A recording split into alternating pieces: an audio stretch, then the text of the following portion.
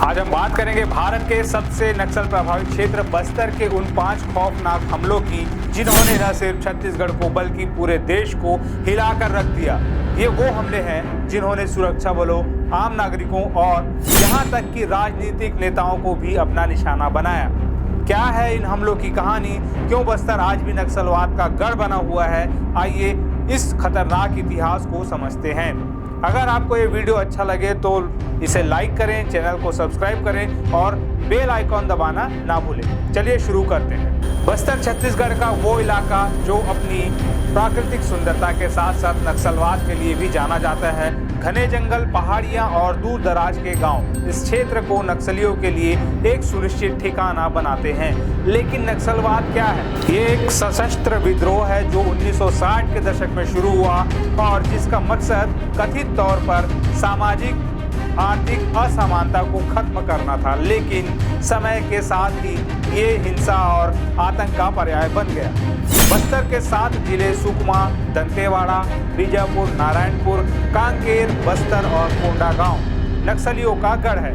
यहाँ के जंगल नक्सलियों के लिए छिपने की जगह है जहाँ से वो अपने हमलों की योजनाएं बनाते हैं। आइए अब उन 5 सबसे बड़े हमलों की बात करते हैं जिन्होंने बस्तर को सुर्खियों में ला दिया।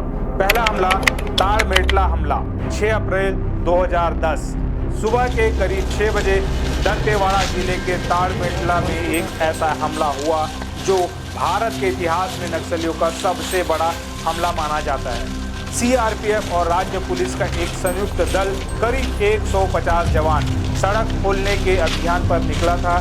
जैसे ही ये जवान ताड़मेटला और चिंतलनार के बीच जंगल से गुजर रहे थे, नक्सलियों ने घात लगाकर हमला कर दिया। पहले एक जोरदार बारूदी विस्फोट, फिर अंधाधुंध फायरिंग। कई घंटों तक चले इस मुठभेड़ में 76 सीआरपीएफ जवान शहीद हो गए। 8 नक्सली भी मारे गए, लेकिन नक्सलियों ने जवानों के हथियार और जूते तक लूट लिए।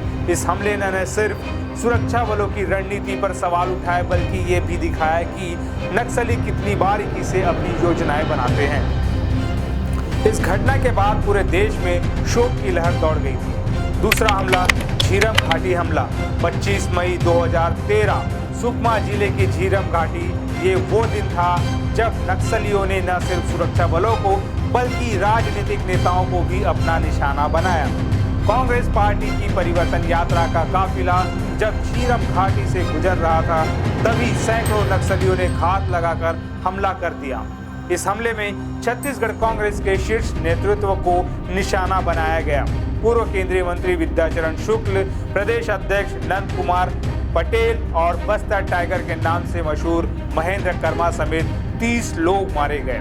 नक्सलियों ने महेंद्र कर्मा के शव पर नाचकर अपनी क्रूरता दिखाई। इस हमले ने ये सवाल उठाया कि क्या नक्सली अब राजनीतिक हत्याओं की ओर बढ़ रहे हैं। इस घटना ने बस्तर में सुरक्षा व्यवस्था पर गंभीर सवाल खड़े किए।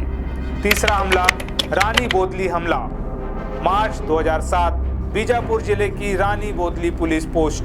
रात के अंधेरे में नक्सलियों ने इस पुलिस पोस्ट पर हमला किया जो उस समय तक का सबसे घातक हमला माना गया। करीब 500 नक्सलियों ने पोस्ट को चारों ओर से घेर लिया और ग्रेनेड, राइफल्स और बारूदी सुरंगों से हमला शुरू कर दिया। इस हमले में 55 सुरक्षाकर्मी शहीद हो गए। नक्सलियों ने पोस्ट को लूटा और हथियारों को अपने कब्जे में ले लिया।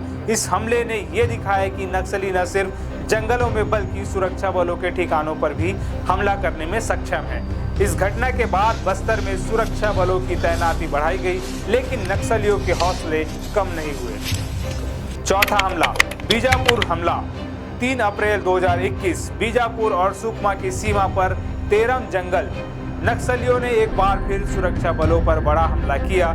इस मुठभेड़ में 22 सुरक्षाकर्मी शहीद हो गए।